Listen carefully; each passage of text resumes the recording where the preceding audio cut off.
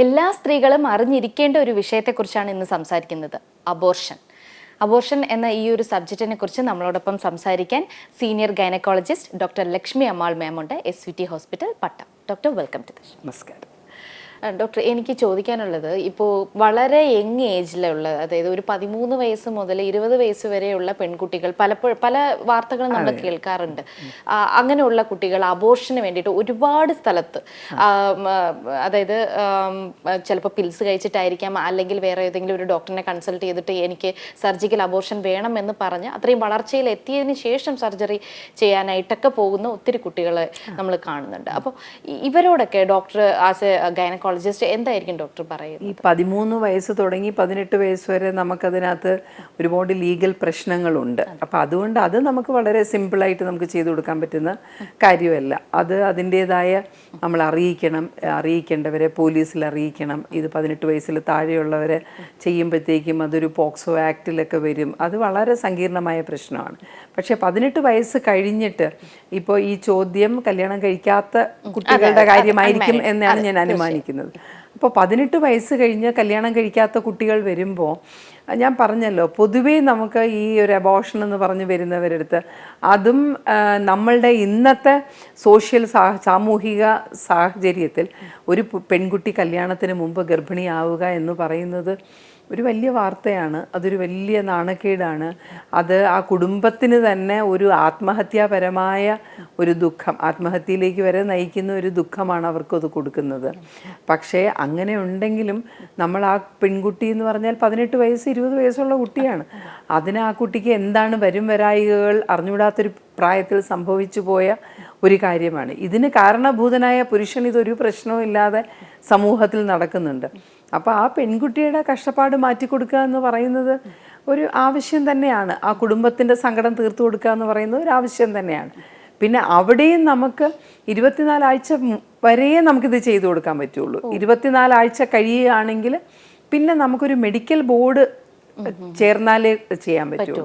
അപ്പോൾ അവിടെയും നമുക്ക് മെഡിക്കൽ ബോർഡിനകത്ത് ഗൈനക്കോളജിസ്റ്റ് ഉണ്ട്, പീഡിയാട്രീഷ്യൻ ഉണ്ട്, അങ്ങനെ പിന്നെ സ്കാൻ ചെയ്യുന്ന ഡോക്ടറുണ്ട്, ജെനറ്റിക് സ്പെഷ്യലിസ്റ്റ് ഉണ്ട്. അതിൻ്റെ കൂട്ടത്തിൽ ഒരു സൈക്യാട്രിസ്റ്റും ഉണ്ടാവും.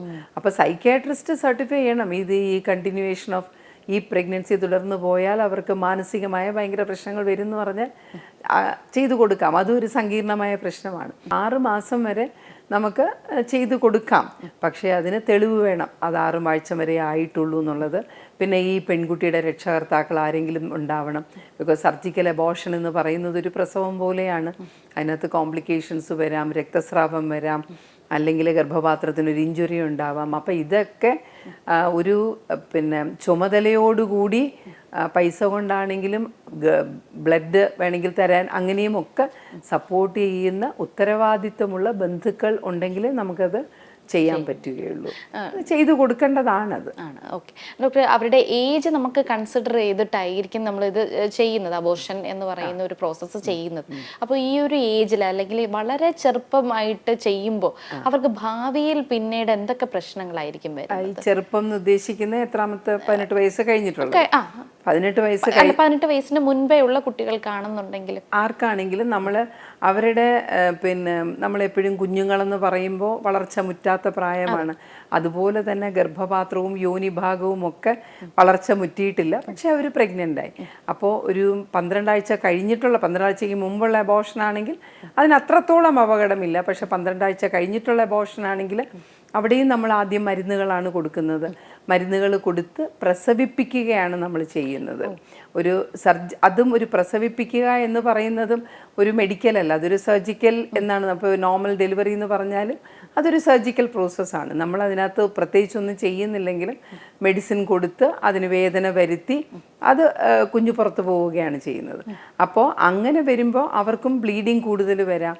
അത് കഴിയുമ്പോൾ അതിന് കുഞ്ഞു വരുന്ന സമയത്ത് ചിലപ്പോൾ യോനി ഭാഗത്തൊക്കെ മുറിവുകൾ വരാം. കാര്യം വളരെ തീരെ ഇമ്മച്വർ ആയിട്ടുള്ള ടിഷ്യൂസ് ആണല്ലോ. അപ്പോൾ അവർക്ക് ബ്ലീഡിങ്ങിനുള്ള സാധ്യത കൂടുതലുണ്ട്. പിന്നെ ഏറ്റവും കൂടുതൽ ആൾക്കാർ ഭയക്കുന്നത് അത് കഴിയുമ്പോൾ അവർക്ക് പിന്നെ ഇൻഫെക്ഷൻ, അണുബാധ വരുമോ എന്നുള്ളത്. ഇപ്പം നമ്മളുടെ ആധുനിക ശാസ്ത്രത്തിൽ ഇൻഫെക്ഷൻ വരാതെ തന്നെ ഇതൊക്കെ ചെയ്യാനുള്ള സൗകര്യങ്ങൾ നമുക്കുണ്ട്. ഒരു ക്ലീനായിട്ടുള്ള സ്ഥലത്ത് നമ്മൾ എസെപ്റ്റിക് പ്രിക്കോഷൻസ് എന്ന് പറയും, അണുബാധയെ ചെറുത്ത് നിൽക്കാനുള്ള ഒരു സംവിധാനത്തിൽ ചെയ്യുമ്പോൾ അത്രയധികം അണുബാധകളൊന്നും വരില്ല. പിന്നെ ഒരു പ്രശ്നം എന്താണെന്ന് വെച്ചാൽ, നമ്മൾ ഈ മരുന്നുകൾ കൊടുത്തും അല്ലാതെയും ഒക്കെ ട്രൈ ചെയ്യുമ്പോൾ ചിലപ്പോൾ കുഞ്ഞ് വെളിയിൽ വന്നില്ല എന്ന് വരും. അപ്പോൾ നമുക്ക് ഗർഭപാത്രം കീറി തന്നെ കുഞ്ഞിനെ എടുക്കേണ്ടി വരും. അപ്പോൾ ഇതെല്ലാം പറഞ്ഞു മനസ്സിലാക്കിയിട്ടേ നമ്മൾ ഒപ്പിട്ട് വാങ്ങിച്ചിട്ട് മാത്രമേ നമ്മളിതിന് ഒരു അറ്റംപ്റ്റ് നടത്തുള്ളൂ. ഈ ഒരു ഏജിൽ ഇതുപോലെ അബോർഷൻ ചെയ്തതിന് ശേഷം പിന്നീട് അവർക്കൊരു ലൈഫ് ഉണ്ടല്ലോ, ഒരു ഫ്യൂച്ചർ ലൈഫ് ഉണ്ട്, ഒരു കല്യാണമൊക്കെ കഴിഞ്ഞ് പിന്നീട് അവർക്ക് ജീവിക്കണമെന്നുണ്ട്. അപ്പൊ അങ്ങനെ ഉള്ള കുട്ടികൾക്ക് പിന്നീട് ഈ ഒരു ഫെർട്ടിലിറ്റി ഇഷ്യൂസ് അങ്ങനെ എന്തെങ്കിലും അങ്ങനെ വരണം എന്നില്ല. ഒരു നല്ല ശാസ്ത്രീയമായി ഒരു അബോർഷൻ ചെയ്തു കഴിഞ്ഞാൽ പിന്നെ ഫെർട്ടിലിറ്റി ഇഷ്യൂസ് ഒന്നും വരേണ്ട കാര്യമില്ല. പക്ഷേ ഈ കുഞ്ഞുനാളിൽ സംഭവിച്ച ഈ പ്രശ്നങ്ങൾ ഓർത്തിട്ടുള്ള ഒരു മാനസിക സംഘർഷം വളരെയധികം വലുതാണ്. എന്താണെങ്കിലും ഈ ഒരു കാര്യം പറഞ്ഞിട്ട് കല്യാണം കഴിക്കാൻ പറ്റുന്നത് വളരെ വിരളം ആൾക്കാർക്കേ പറ്റുള്ളൂ. അപ്പോൾ അത് ഒളിച്ചു വയ്ക്കുന്ന കാര്യം, പിന്നെ നമുക്കതിനെപ്പറ്റി ഒരു വലിയ വിവരമില്ലെങ്കിൽ എൻ്റെ ഹസ്ബൻഡ് അത് കണ്ടുപിടിക്കുമോ എന്നുള്ളൊരു കാര്യം, അതറിഞ്ഞു കഴിഞ്ഞാലത്തെ സിറ്റുവേഷൻ എന്താണ്, ഇത് പറയാതെ ഞാനൊരാളെ പറ്റിച്ച് കല്യാണം കഴിക്കുന്നുണ്ട്. നമ്മൾ ആലോചിക്കുകയാണെങ്കിൽ ആണുങ്ങൾ പലപ്പോഴും സെക്ഷൽ പ്രീ മാരിറ്റലായിട്ട് സെക്ഷൽ ബന്ധത്തിൽ, ലൈംഗിക ബന്ധത്തിൽ ഏർപ്പെടുന്നവരുണ്ട്. പക്ഷേ ആണുങ്ങൾക്ക് ഗർഭമുണ്ടാവില്ല എന്നുള്ളത് കൊണ്ട് അവർക്ക് ഇത്രയധികം മാനസിക സംഘർഷം ആ കാര്യത്തിലില്ല. അപ്പം അങ്ങനെ ഏതെങ്കിലും പെൺകുട്ടികൾക്ക് പറ്റിയിട്ടുണ്ടെങ്കിലും അവിടെയും നമ്മൾ അവരോട് ഒരു മനസാന്നിധ്യത്തോടെയും അവർക്കൊരു സപ്പോർട്ടായിട്ടും നമ്മൾ പ്രവർത്തിക്കണം. തീരെ ചെറിയ കുഞ്ഞുങ്ങളല്ലേ അവരൊക്കെ. നമ്മൾ ഇതിനേക്കാളൊക്കെ ആലോചിക്കേണ്ടത് എന്തുകൊണ്ടാണ് അങ്ങനെ അവർക്ക് സംഭവിച്ചത്. സ്നേഹമായിട്ട് അച്ഛനും അമ്മയും വീട്ടിലെല്ലാവരും ഉള്ളൊരു സ്ഥലത്ത് എന്തുകൊണ്ട് അവർക്ക് സംഭവിച്ചു എന്നുള്ളൊരു കാര്യത്തെ പറ്റിയാണ് നമ്മൾ ചിന്തിക്കേണ്ടത്. പലപ്പോഴും നമ്മൾ അവരുടെ കൂടുതൽ ചോദിക്കുമ്പോൾ നമ്മൾ മനസ്സിലാക്കുന്നത് അച്ഛനും അമ്മയും തമ്മിൽ വഴക്കായിരിക്കും, വീട്ടിൽ എന്നും വഴക്കായിരിക്കും. അപ്പോൾ ഏതെങ്കിലും ഒരു പയ്യൻ വളരെ സ്നേഹത്തോടെ ഇതെല്ലാം കേൾക്കുകയും ചെവിക്കൊള്ളുകയും ഒക്കെ ചെയ്തു കഴിയുമ്പോൾ അയാളോടൊരു മാനസിക അടുപ്പം വരും. മാനസിക അടുപ്പം വരുമ്പോൾ കൂടുതൽ കാണണം തോന്നും, സംസാരിക്കണം തോന്നും. അത്രയും അടുപ്പമുള്ള ഒരാൾ ഒരു ലൈംഗിക ബന്ധത്തിന് നിർബന്ധിക്കുമ്പോൾ അവരങ്ങ് സമ്മതിക്കുകയാണ് ചെയ്യുന്നത്. ആ പെൺകുട്ടികൾ മനസ്സിലാക്കുന്നില്ല, പുരുഷന്മാർക്ക് സ്നേഹമെന്ന് പറയുന്നത് കൂടുതലും ഈ പ്രായത്തിൽ ഒരു ഫിസിക്കൽ അട്രാക്ഷനാണ്. പെൺകുട്ടികൾക്കാണ് അതിനൊരു വൈകാരിക തലം കൂടുതൽ. അപ്പം വരുന്ന ഒരു പ്രശ്നം, ഈ ഒരു ആൺകുട്ടികളും പെൺകുട്ടികളും തമ്മിൽ എങ്ങനെ ഈ അടുപ്പത്തിനെ കാണുന്നു എന്നുള്ള ആ ജെൻഡർ വ്യത്യാസം കൊണ്ടാണ് ഈ പ്രഗ്നൻസീസ് അൺവാണ്ടഡ് ആയിട്ട് വരുന്നത്. എപ്പോഴും ഒരു അബോർഷൻ വരുന്നത് ഒരു അൺവാണ്ടഡ് പ്രഗ്നൻസി വരുമ്പോഴാണ്. അപ്പം നമ്മൾ കല്യാണം കഴിച്ചിട്ടാണെങ്കിലും കല്യാണം കഴിക്കാതെയാണെങ്കിലും ഈ അൺവാണ്ടഡ് പ്രഗ്നൻസീസ് വരാൻ പാടില്ല. ധാരാളം കോൺട്രസെപ്ഷൻ, അതായത് ഗർഭനിരോധന മാർഗങ്ങൾ നമുക്ക് നിലവിലുണ്ട്. അത് നമ്മൾ സ്വീകരിക്കുകയേ വേണ്ടൂ. അതായിരിക്കണം ചെയ്യേണ്ടത്. ഇപ്പൊ പറഞ്ഞ പോലെ തന്നെ ഗർഭനിരോധന മാർഗങ്ങൾ ഒരുപാടുണ്ട്.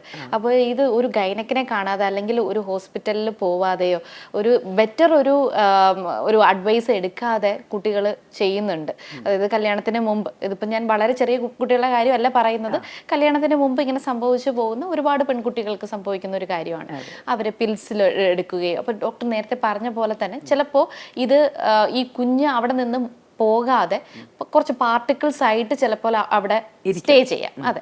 അപ്പോൾ അങ്ങനെ വരുമ്പോൾ എന്തായിരിക്കും ഇവർക്ക് യൂറിനറി ആയിട്ട് എന്തെങ്കിലും പ്രശ്നങ്ങൾ? അല്ലല്ല, നമ്മുടെ ഗർഭപാത്രം എപ്പോഴും ഒഴിഞ്ഞു കിടക്കുന്ന ഒന്നാണ്. ഗർഭപാത്രത്തിനകത്ത് എന്തെങ്കിലും കാര്യം വരുന്നത് മാസക്കുളിയുടെ സമയത്താണ്. ആ ഗർഭപാത്രത്തിനകത്തെ പാട പൊഴിഞ്ഞു വരുമ്പോൾ ഗർഭപാത്രത്തിനകത്ത് ബ്ലഡ് വീഴുന്നു, അത് താഴെ കൂടെ പോകുന്നു. ഇപ്പോൾ ഒരു കട്ട വീണാൽ തന്നെ, അതായത് നമ്മളുടെ ഗർഭപാത്രത്തിനകത്ത് ബ്ലഡ് മാസക്കുളി സമയത്ത് വീണ് കഴിഞ്ഞാൽ അത് ഉടൻ തന്നെ കട്ട പിടിക്കും. പക്ഷെ ആ കട്ടയെ അലിയിച്ച് ഫ്ലൂയിഡായിട്ട് താഴോട്ട് കൊണ്ടുവരാനുള്ളൊരു മെക്കാനിസം, അതൊരു വലിയ എൻജിനീയറിംഗ് ആണ് നമുക്ക് ഗർഭപാത്രത്തിനകത്തുണ്ട്. പക്ഷെ ആ ഒരു എത്രത്തോളം കട്ടയെ അലിയിക്കാനുള്ള കാര്യങ്ങൾ അകത്തുണ്ടോ അതിലും കൂടുതൽ ബ്ലീഡിങ് വന്നു കഴിഞ്ഞാൽ കട്ടയായിട്ട് പോകും. അപ്പോൾ ആ കട്ട ഗർഭപാത്രത്തിനകത്ത് കിടക്കുമ്പോൾ ഗർഭപാത്രത്തിന് മനസ്സിലാവും എൻ്റെ വയറ്റിനകത്ത് നമുക്ക് വേണ്ടാത്തൊരു ഗസ്റ്റ് ഉണ്ട്, അതിനെ തള്ളിക്കളയണം എന്ന് പറഞ്ഞാൽ അത് ഭയങ്കരമായിട്ട് കൺട്രാക്ട് ചെയ്യും ഗർഭപാത്രത്തിൻ്റെ പേശികൾ. അപ്പോഴാണ് പേഷ്യൻസിന് ആ പെയിൻ വരുന്നത്. അത് മാസക്കുളി സമയത്തും കൂടുതൽ ബ്ലീഡിങ് ഉള്ളവർ പറയും എനിക്ക് വളരെയധികം പെയിൻ വരും, ഒരു ക്ലോട്ട് പോവും. ആ ക്ലോട്ടിനെ തള്ളിക്കളയാനുള്ളൊരു തത്രപ്പാടാണ്. അതേ കാര്യം തന്നെയാണ് ഇപ്പോൾ ഗർഭം മൊത്തം അലസിപ്പോയി, പക്ഷേ ഒരു ഇച്ചിരി മാത്രം ബാക്കിയിരിക്കുമ്പോൾ ഗർഭപാത്രത്തിന് മനസ്സിലാവും ഇത് അവിടെ ഇരുന്ന പ്രശ്നമാണ്. അപ്പോൾ അതിങ്ങനെ അതിനെ തള്ളാനുള്ളൊരു ശ്രമത്തിൽ എപ്പോഴും വയറുവേദന, അതുപോലെ ഇടയ്ക്കിടയ്ക്ക് ബ്ലീഡിങ്. അപ്പോൾ ഒരു അബോർഷൻ കഴിഞ്ഞാലും ഒരു 3-4-5 ദിവസം കൊണ്ട് ആ ബ്ലീഡിങ് അങ്ങ് നിൽക്കേണ്ടതാണ്, അവർക്ക് പെയിൻ പോകേണ്ടതാണ്. 10-15 ദിവസവും ഇത്തിരി വേദന, ഇത്തിരി ബ്ലീഡിങ് വന്നു കഴിഞ്ഞാൽ അതിൻ്റെ അർത്ഥം അകത്തെന്തോ ബാക്കിയുണ്ട് എന്നാണ് അതിൻ്റെ അർത്ഥം. അപ്പം അങ്ങനെ അവിടെ ഇരുന്നിട്ട് പോട്ടെ നമുക്ക് വിചാരിക്കാൻ പറ്റില്ല.